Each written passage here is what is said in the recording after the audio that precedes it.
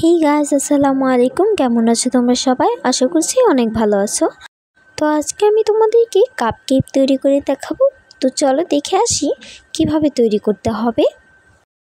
তো সেই জন্য আমি এখানে কিছু উপকরণ নিয়ে নিয়েছি রুম টেম্পারেচারে থাকা 2টা ডিম, হাফ কাপ পরিমাণ ময়দা, এগুলো আমি মেজারমেন্ট কাপের অনুযায়ী নিয়েছি চিনি 1/3 কাপ পরিমাণ, তোমরা চাইলে আইসিং সুগার কিংবা চিনি বেটেও নিতে পারো, গুঁড়ো চিনি।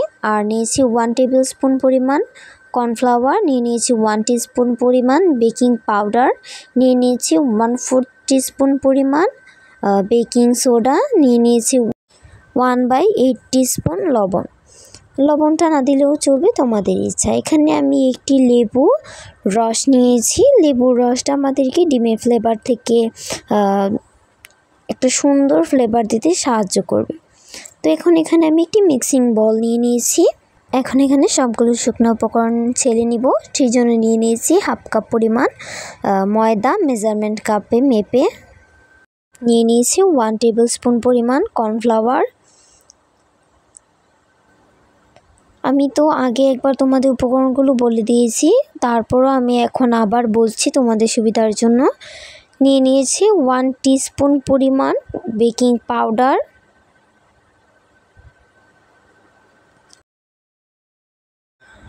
আর এখন আমি এখানে নিয়েছি 1/4 টিস্পুন পরিমাণ বেকিং সোডা।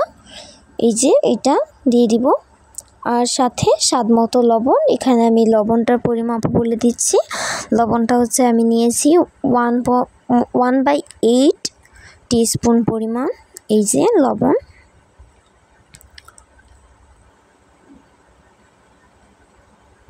তো এখন এগুলোকে ভালো করে চেলে নিব।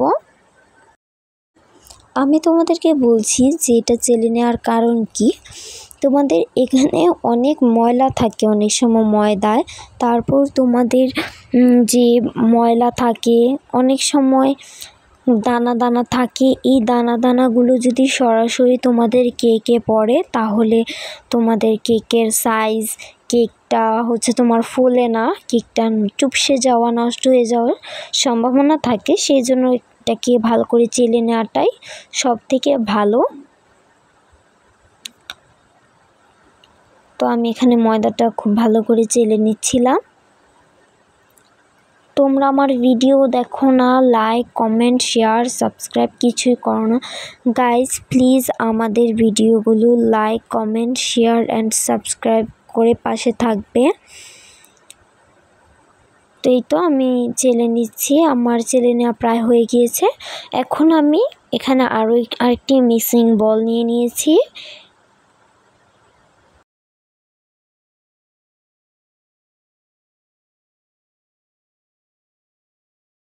তো এখন আমি এখানে 2টা ডিমই ভেঙে ফাটিয়ে নিব। তোমাদের দেখতে হবে এই স্পঞ্জ কেক তৈরি করতে হলে অবশ্যই তোমাদেরকে লক্ষ্য রাখতে হবে যেন ডিমটা ফাটানোর সময় ডিমের কুসুমের একটু অংশ যেন না পড়ে, তাহলে কিন্তু এটা আর স্পঞ্জ কেক হয় না। তাহলে নর্মাল বেকারি থেকে তৈরি কেক মানে নর্মাল কেক হয়, স্পঞ্জ কেকটা হয় না। তো সেই জন্য এখানে আমি ভালো করে কুসুমটা ছাড়িয়ে নিচ্ছি। তোমরা চাইলে একবারে ফাটিয়ে হাতেও তুলতে পারো। তো গাইজ আমি 2টা ডিমই ফাটিয়ে নিয়েছি। এখন বলে ডিমের কুসুমগুলো আলাদা রেখেছি।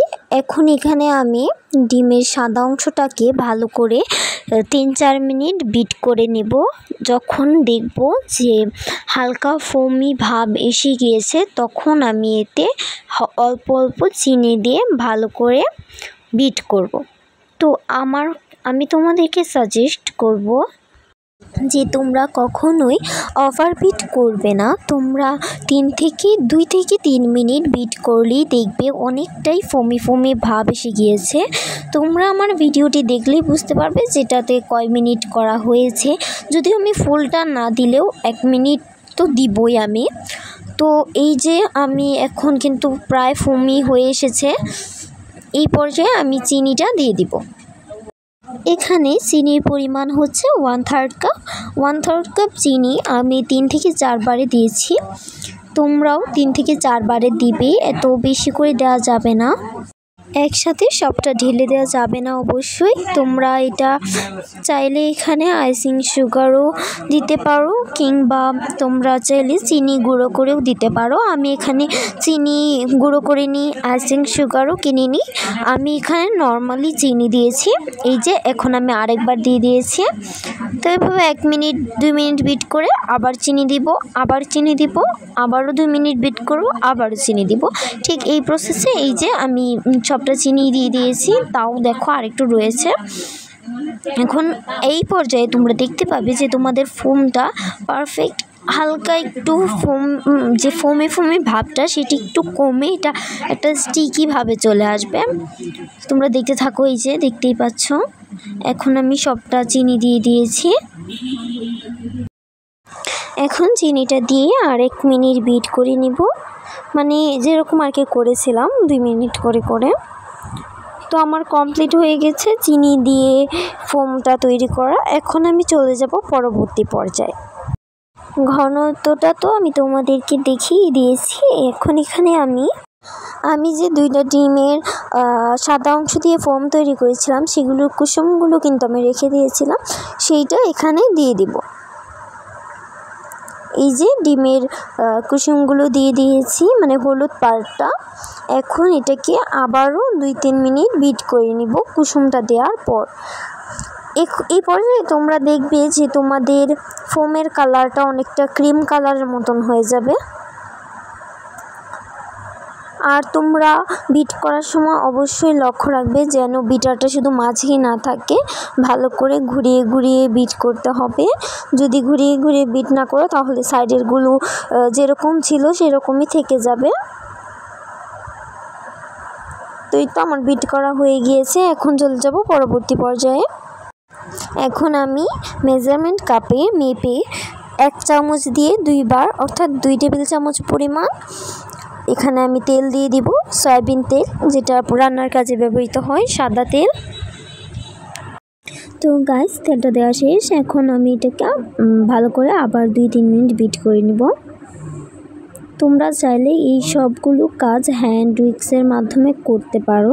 আমার কাছে হ্যান্ড উইক্স ছিল, বাট আমি হ্যান্ড বিটার দিয়ে করেছি। আমার কাছে মনে হয় যে হ্যান্ড বিটার দিয়ে করলে তোমাদের কাজটা করতে সুবিধা হবে এবং খুব তাড়াতাড়ি হয়ে যাবে।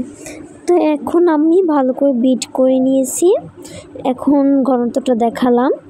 এখন যে শুকনো উপকরণগুলো আমি চেলে রেখেছিলাম সেগুলো আমি দিয়ে দিব। এতে শুকনো উপকরণগুলো দিয়ে দিচ্ছি। এখন এটাকে একটা মেইন প্রসেস তোমাদেরকে বলি। এটাই হচ্ছে স্পঞ্জ কেকের আসল যে তথ্যটা, সেটা হচ্ছে তোমাদের স্পঞ্জ কেকে অবশ্যই কখনোই তোমার খুব তাড়াতাড়ি করা যাবে না। যখন তুমি শুকনো উপকরণটা মিক্সড করবে তখন একদমই তাড়াতাড়ি করা যাবে না। প্লাস তুমি মাঝখান থেকে কখনোই নিতে পারবে না। তোমাকে সাইড থেকে যেভাবে আমি দেখাচ্ছি সেভাবে ঠিক করে নিতে হবে। এখানে চাইলে তোমরা হ্যান্ড উইক্সও ব্যবহার করতে পারো, স্প্যাচুলার ব্যবহার করতে পারো, কিংবা কোনো স্পুন অর্থাৎ চামিচ ব্যবহার করতে পারো। আমি এখানে হ্যান্ড বিটার থেকে খুলে এটা দিয়েই করছি। তো আমি যেভাবে দেখাচ্ছি ঠিক সেইভাবে সাইড থেকে করবে। আবার এতটা করো না যেন মাঝখানে একদম শুকনো উপকরণগুলো দলা পেকে যায়। সেই জন্য হঠাৎ করে ভিতর থেকে একটু এরকম করে বের করে নিবা। আমি দেখাচ্ছি তোমাদেরকে, দাঁড়াও। এই যে এখন কিন্তু নিচে অনেকগুলো শুকনো উপকরণ রয়েই গিয়েছে। যখন আমি এই যে দেখতেই পাচ্ছ, যখন আমি এরকম করলাম তখন বের হয়েছে। ঠিক এরকম করে ভালো করে মিক্সড করে নেব। এখন আমি তোমাদেরকে কেকের ঘনত্বটা দেখিয়ে দিচ্ছি। দেখো ঠিক কীরকম, এরকম ঘনত্বের হবে। আর এখানে আমি লেবুর রস ব্যবহার করছি, একটা লেবুর রস। এটা সবটা দিয়ে দিব। বের হচ্ছিল না, তখন আমি হাতে একটু করে দিলাম, তাহলে বের হয়ে গিয়েছে। এখন এইখানে লেবুর রসটা আবার মিক্সড করে নিব। তোমাদেরকে আমি বলি এখানে লেবুর রসটা দেওয়ার কারণ কি। লেবুর রসটা তোমার কেকের যে ফ্লেভার সেটাকে অনেক সুন্দর একটা ফ্লেভার দিবে। লেবুর রস সাথে তোমার কেকের যে ডিমের ফ্লেভারটা রয়েছে, গন্ধ, সেটা একদমই থাকবে না। আর তোমাদের যেহেতু ভিনেগারের কাজ করে লেবু, তাহলে অনেক ভালো। এটা অনেকগুলো কাজেই আসে আমাদের লেবুর রস। তো দেখাচ্ছিলাম আমি ঘনত্বটা তোমাদেরকে বারবার। ঠিক এরকম যখন হবে তখনই আমি এটাকে রেখে দিব, আর করব না। তো এখানে আমি একটি মোল্ড নিয়ে নিয়েছি, মোল্ডের মাপে আমি কাগজ কেটে নিয়েছি। তো এখন এখানে আমি তেলটা ইউজ করব, তোমাদের যে বাসায় সাদা তেল ব্যবহার করো সেটাই দিয়ে দিয়েছি। এখন ভালো করে চারপাশে মেখে নিব। আমি এখানে একটা ভুল করে ফেলেছিলাম, আমি আসলে উল্টো দিক দিয়ে দিয়েছি। আগে নিচে দিয়ে তারপর তোমাদের তেলটা নিচে দিয়ে তারপর কাগজটা দিতে হতো, তারপর আমি বুদ্ধি করে এটাকে উল্টে ফেলেছি যেরকম করে। আর তোমরা দেখো অনেকেই কিন্তু পার্চমেন্ট পেপার ইউজ করে, পার্চমেন্ট পেপারগুলো। তো এখানে তেল দিলে কিন্তু পার্চমেন্ট পেপারের মতনই এটা হয়ে যায়, সেই জন্য এত পার্চমেন্ট পেপার কেনার ঝামেলা থেকে লেখার যে কাগজ রয়েছে সেই কাগজ দিয়েই তোমরা এটা করে নিতে পারবে। তো এখন আমি আরেকটু তেল নিয়ে সাইডে লাগিয়ে দিচ্ছিলাম যাতে কেকটা লেগে না যায়। আমার মোল্ড রেডি। এখন আমি মোল্ডে কেকের যে ব্যাটারটা সেটা দিয়ে দিব। দেখো যেরকম দেখছো ব্যাটারটা ঠিক সেরকমই সবটা ব্যাটার আমি দিয়ে দিয়েছি। এখন ভালো করে ট্যাপ করে নিব। তোমরা হয়তো বলবে যে তোমাদের কেক ফোলে না কেন, তোমরা চাকু, চামিচ, ছুরি কিংবা যে কোনো কাঠির মাধ্যমে এরকম করে দিয়ে দেখো, দেখবে নিশ্চয়ই অবশ্যই তোমার কেক ফুলবে।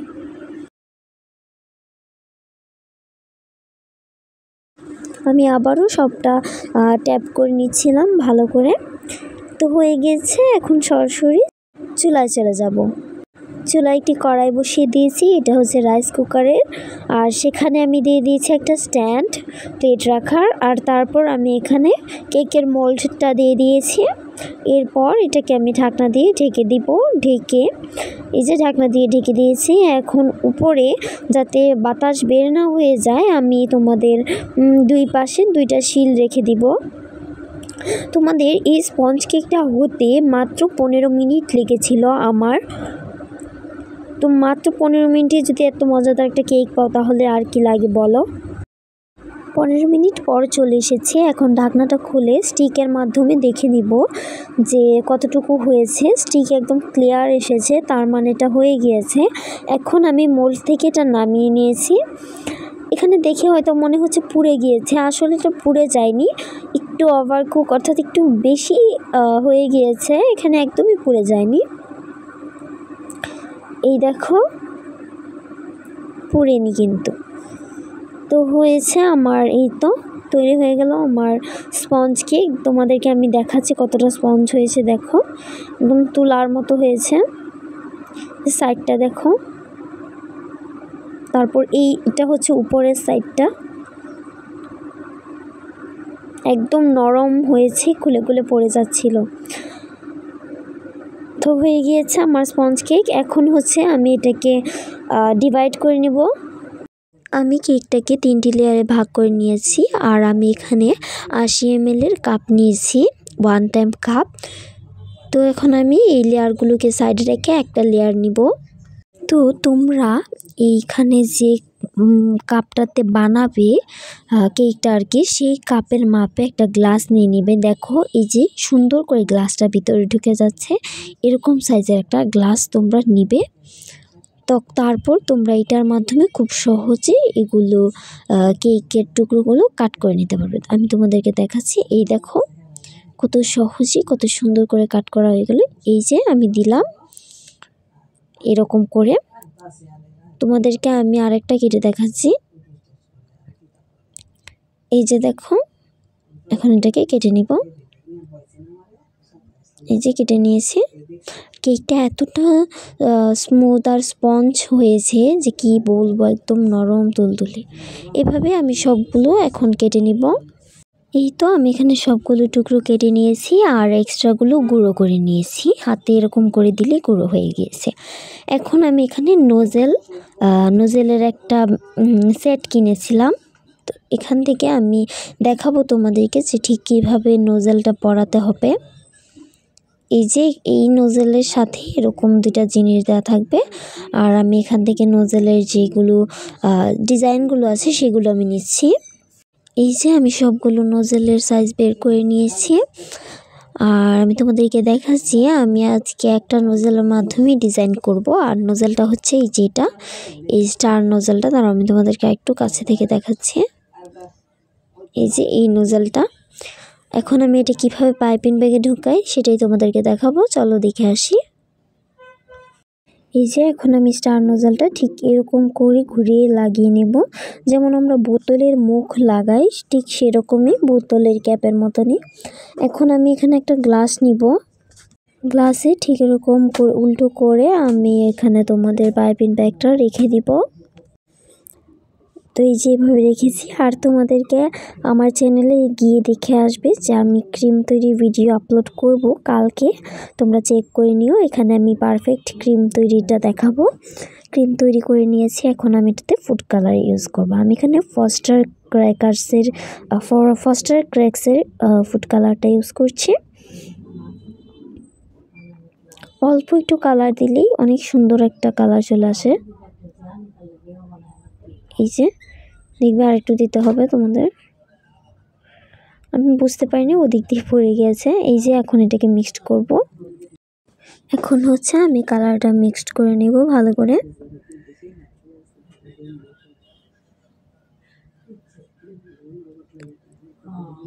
এই যে মিক্সড করে নিচ্ছি। তোমরা দেখো কালারটা হালকা পিঙ্ক এসেছে। আমি লাইট পিঙ্কটাই চেয়েছিলাম, বেশি কালার দিলে একদম রক্তজবা রং হয়ে যেত। তো হয়ে গেছে, এখন আমি ডিজাইন করে নেব।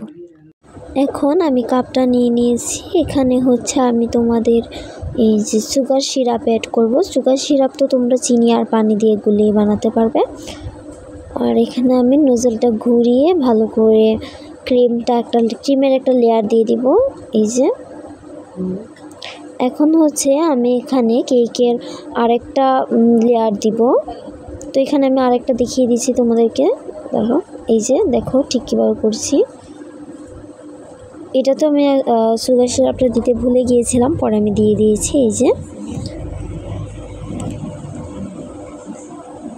হয়ে গিয়েছে, এখন আমি ক্রিমটা দিয়ে দিব।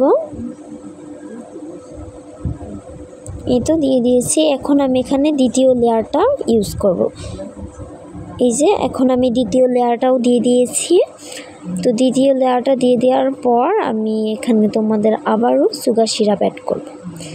দ্বিতীয় লেয়ারটা দিয়ে একটু চেপে দিবে, যে সুগার সিরাপ দিয়ে দিব। এখন একদম পারফেক্ট ডিজাইনটা করে নিব। ফাইনাল যেটা স্টার নোজেলের মাধ্যমে আমি এরকম করেই ডিজাইনটা করেছি। তোমরা চাইলে অন্য নোজেলের মাধ্যমে অন্য ডিজাইনও করতে পারো, এটা আমি প্রথম করেছি। এই কাপকেকগুলোতে তোমাদের এই ডিজাইনগুলোই বেশি ভালো লাগে।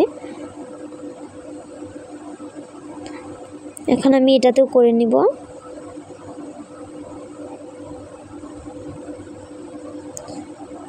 আমি আরেকটা দেখিয়ে দিচ্ছি তোমাদের সুবিধার জন্য। দেখো ফুলগুলো আমার কাছে স্টার নোজেলের ফুলগুলোই সবচেয়ে বেশি ভালো লাগে, সেই জন্য আমি এটাই ব্যবহার করি। তো এইভাবে আমি সবগুলো করে নিব। এখন তোমাদের কাপের যে সাথে একটা ঢাকনা থাকে সেটা দিয়ে ঢেকে দিব। যে ঢেকে দিয়েছি এটাও ঢেকে দিব। এখানে ক্রিমটা আমার বেশি হয়ে যাওয়ায় এরকম হয়ে গিয়েছে, পরবর্তীতে আমি বুঝতে পারায় আর এরকম করে দিইনি। এই যে দেখো কত সুন্দর লেয়ারটা হয়েছে, করে নিয়েছি। তোমাদেরকে আমি একটা হাতে নিয়ে দেখাচ্ছি। এই যে এখানে দেখা যাচ্ছে না, আমি তোমাদেরকে দাঁড়াও খুলে দেখাচ্ছি। এই যে এখন আমি তোমাদেরকে খেয়ে ভেতরটা দেখিয়ে দিচ্ছি। এভাবেই সহজেই কাপকেক বানিয়ে পরিবারের সাথে একসাথে খেতে পারো। এই যে দেখো কতটা নরম স্মুথ হয়েছে। এই যে দেখো লেয়ারটা আমি তোমাদেরকে ভালো করে যদি দেখাই, এই যে দেখো লেয়ারটা কত সুন্দর আর কত টেস্টি যে হয়েছে কি বলবো গাইজ, অসম্ভব মজা হয়েছিল। তো কেমন লাগলো তোমাদের ভিডিওটা? ভালো লাগলে like, comment, share and subscribe করে পাশে থাকবে। খোদা হাফেজ।